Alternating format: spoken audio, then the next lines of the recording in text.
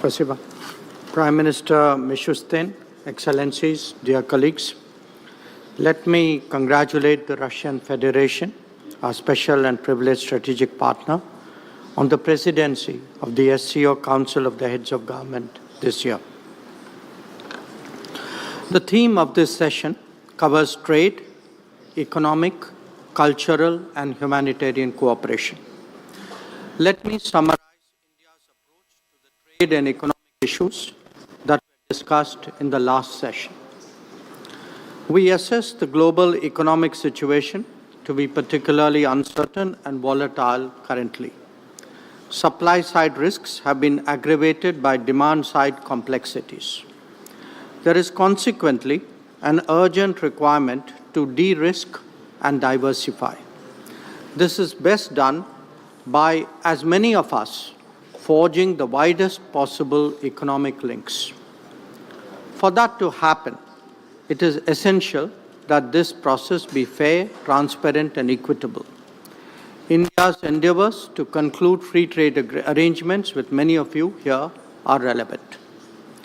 Regarding culture, India's long-standing historical ties with SCO members makes it particularly pertinent. Against this backdrop, Prime Minister Modi proposed at the Tianjin SCO Summit to launch an SCO Civilizational Dialogue Forum. As a civilizational state, India strongly believes that people-to-people exchanges lie at the core of any genuine relationship. Facilitating greater interaction between our intellectuals, artists, sports people, and cultural icons will pave the way for deeper understanding across the SCO. We also have a growing record of collaborative activities with regard to cultural exchanges. The exposition of sacred Buddhist relics in many of your countries is a notable example. India is also willing to extend its considerable experience of heritage conservation in Southeast Asia to Central Asia. Regarding humanitarian cooperation, this is important in an era of climate change, pandemics, and conflicts.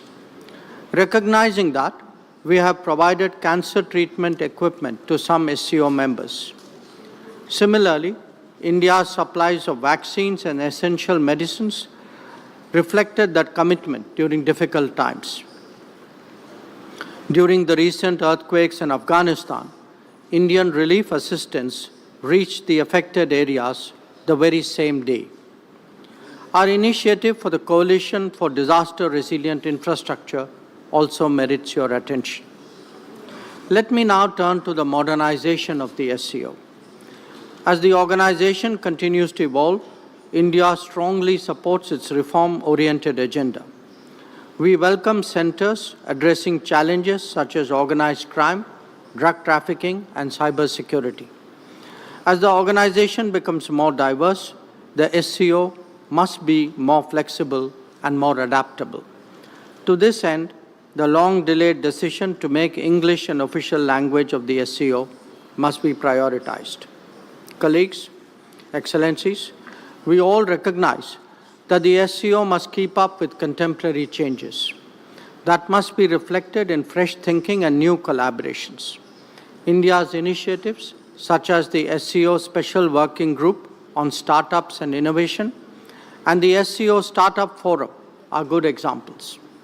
They are aimed at promoting innovation and creativity, especially targeting the younger generation. Similarly, the recent SCO's Young Authors Forum in New Delhi is a good way of strengthening people-to-people ties. Excellencies, we must never forget that the SCO was founded to combat the three evils of terrorism, separatism, and extremism. These threats have become even more serious in the years that have passed. It is imperative that the world displays zero tolerance towards terrorism in all its forms and manifestations. There can be no justification, no looking away, and no whitewashing. As India has demonstrated, we have the right to defend our people against terrorism and will exercise it. In conclusion, India believes that SCO must adapt to the changing global landscape develop an expanded agenda, and reform its working methods, we will contribute positively and fully to these objectives. I thank you.